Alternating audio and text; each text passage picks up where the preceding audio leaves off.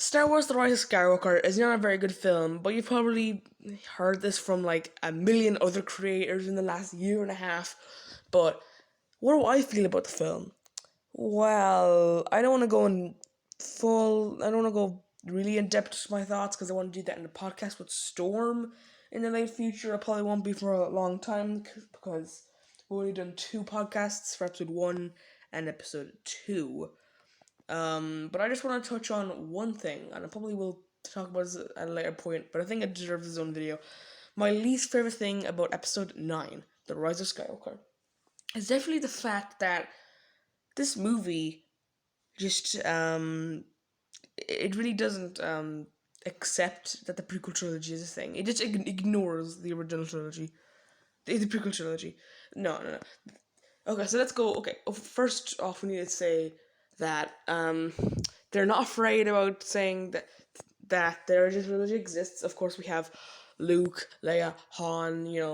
In there they all died. We have Chewie. We have the Falcon. We have Lando in Episode 9. They ignored him in Episode 7 and 8 for some reason, but he's in there.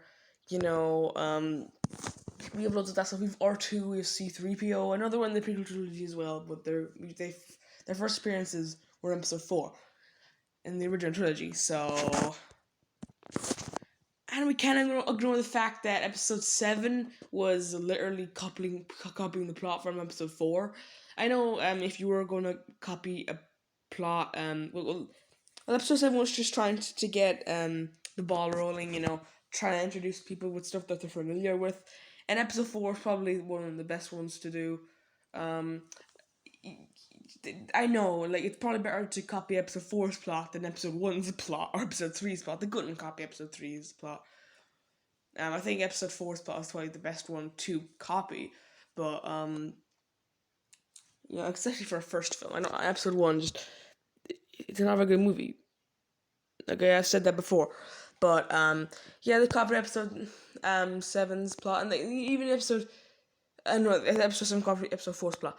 Episode 8 and 9, they still have similarities to the original trilogy. Snoke throne scene is like the Palpatine throne room scene, like that crate is kind of like Hoth in a way. They are at two different points of the movies, of course, completely different points of the movies. But you know what I mean, like, they're still similar scenes. And the bad guys win in both of those scenes, and they're in the middle movie of those trilogies. You get what I mean? Okay, the original trilogy is referenced and stuff and things are to do with the original trilogy all over in the sequels. But what about the prequel trilogy? What is that going to do with the prequels? Now I know, admittedly, the original trilogy should be in it more because that was the last trilogy, and the prequels were like 50 years ago by the time of the sequels, so no one was alive from the prequels. Well, actually, Lando was a child in the prequels. He was alive in the Clone Wars. He didn't correct Mary when he said that when they're talking about Palpatine coming back, which is absolute bullcrap, by the way, that he said when Palpatine was coming back, he was like, "Oh, Sith cloning. Cloning, only the secrets the Sith knew." Mary! Did you miss out on that vital part of story time that day? Did your parents not tell you that? Did you miss out in school that day? Were you sick that day? No one corrects it. There was a whole war to do with that. The Clone Wars. That war is probably like the biggest war ever.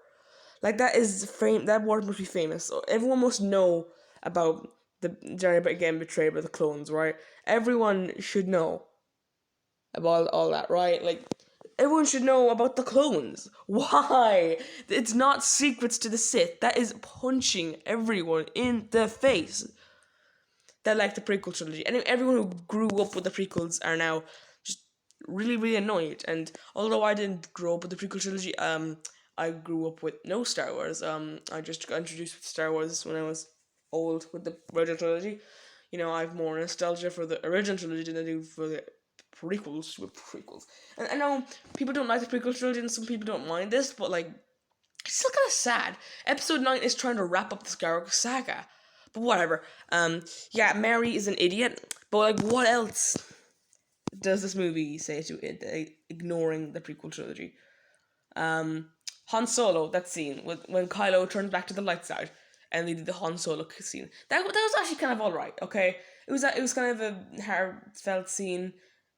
It doesn't really make that much sense, but whatever. It's not the most nonsensical thing about Episode 9. It's either a memory, so Kylo's going crazy, or it's Leia using the Force to protect Han's ghost. I've heard that theory coming up a lot lately. I don't know which one it is. I don't know. We'll talk about all the inconsistencies and all the plot holes of the Rise of Skywalker in the podcast that I'll do with Storm. Actually, wait, no. Sorry, guys. I won't be able to do that. Sorry, guys, because we'll be probably there for 2 hours if we're gonna talk about all those all these plot holes. And also, like, loads of other channels already dive into those plot holes, but whatever. I'm probably not the person to dive into those. But back to the Han scene, right? Why doesn't Anakin show up here? Anakin should show up here. Like, please, like, get Hayden Christensen back. Maybe you can, like, do some de-aging stuff and with him and get his back his long curly hair. Please. Look.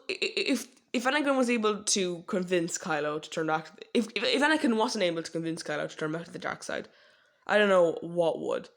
Okay. Like, I just, why did I miss out? I kind of like the Han scene, but like, I can't enjoy it because I'm always reminded about how much potential that scene would have had if it had Anakin in it. Also, oh man, I'm annoyed right now. I'm just so annoyed. Before we get to the main reason why I hate Episode 9, and how it just ignores the prequel trilogy, at all costs, I just want to say that Obi-Wan, Anakin, Padme, any of the prequel trilogy characters never brought up in this movie. None of them. Oh crap. Obi-Wan and Anakin should have shown up with Force Ghosts. I just said this. Come on, like, imagine having the ending scene. I think at the ending scene, it should be in, like, Episode 6. Maybe Rey looks out, see loads of Force Ghosts. Luke and Leia do look at her at the end of the Tatooine scene. And yeah, but I feel like it would be a lot better if it had Anakin and Kylo right there. Anakin. Okay, Anakin, she should have been, although Rey didn't really know Anakin personally, I feel like it just wraps up the trilogy by having him appear. Like, I feel like it's a bit annoying now because people did complain when they put in Hayden Christensen into Episode 6, but it kind of, like, I think it was a good thing, to be honest, looking back at it, because, it included the prequel trilogy as well. You get reminded that those movies exist, like, reminds you that they're in the same universe, implying, the original trilogy didn't really have that much, didn't mention anything for the prequel trilogy, because it couldn't really do that much stuff. It did, because the prequel trilogy wasn't out yet, they didn't mention the Clone Wars, so, yeah. Yeah, Anakin and Kylo should have shown up at the end. Ben Solo should have shown up as a Force Ghost. That'd be really, like, touching, We could have, like, all the Skywalkers, basically, kind of like, we've Anakin and then his children and then Leia's son. It'd be kind of cool seeing the 3 generations look at Rey, especially when she says that she's a Skywalker. Although it still is kind of cool seeing Luke and Leia's Force Ghosts off in the distance, I think it would be even more better if we saw Anakin and Kylo's Force Ghosts. But that is just me. That is just my opinion. But also, the Force Ghosts definitely should have shown up in the final battle, standing behind Rey. That'd be so awesome. It'd just be really cool to see. But anyway, now the main reason I hate Episode 9 and they just ignore the prequel trilogy is that, okay, so the main theme of Star Wars plays a lot in this movie. Like, every turn of Millennium Falcon plays, The music in this movie isn't the best, of course, and people have dived into that before. There's a lot of original trilogy music, like, just Force theme and main theme, and I don't want to dive into all that, and there's, like, they reuse tracks from the original trilogy all the time, but not a single piece of music was used from the prequel trilogy. Not one piece of music, except from the main theme and the Force theme. What the hell? You have music from the original trilogy, not the prequels. Disney just loves ignoring the prequel trilogy. I don't get it. Up until the revival of the Clone Wars, they were, of course. But I feel like the music and the script and everything was done by the time they decided to redo the Clone War, continue the Clone Wars and all that. And I am just so annoyed. I mean, they even had a new remix or new version of Duel of the Fates, and they put it in like a little trailer. They had that, but they just didn't use it because they just didn't maybe just didn't want to include anything for the prequels because they would be freaking scared. It pisses me off. John Williams, the composer, he does all the music and all that. Like, come on, he did that and doesn't even get put in the movie. It was really, really good. Duel of Fates is really good. It just doesn't make any sense to me. You know, guys, I'm sick of this stupid Rise of Skywalker and ignoring the prequels. This movie was supposed to wrap up the whole saga, but to be honest, it just ignores half of the stuff that came before it. It ignores the prequel trilogy, tries to retcon The Last Jedi. So only four movies really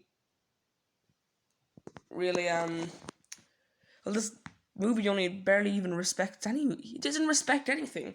I mean, it brings back Palpatine, just completely okay.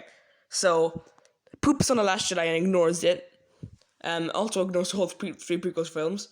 You know, tries to retcon stuff that happened in episode 6, of course. You know, main thing being Palpatine, and also the Death Star wreckage. You know, that shouldn't even be a thing. The Death Star is like completely destroyed. There's no wreckage. It's blown up. That is like 5 movies right there. I mean, episode 4.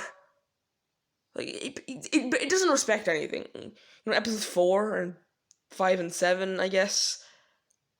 But I'm just sick of this, guys. I am completely sick of episode 9. It's bad. But I'll go more into why it's bad at a later date. But next up, guys, and the next video that I'm going to be making is the Star Wars Episode 3 podcast review that I'm going to be doing with Storm. And you'll be able to see what I think of Episode 3. I'm not going to be spoiling any of my thoughts, but I'll see you next time.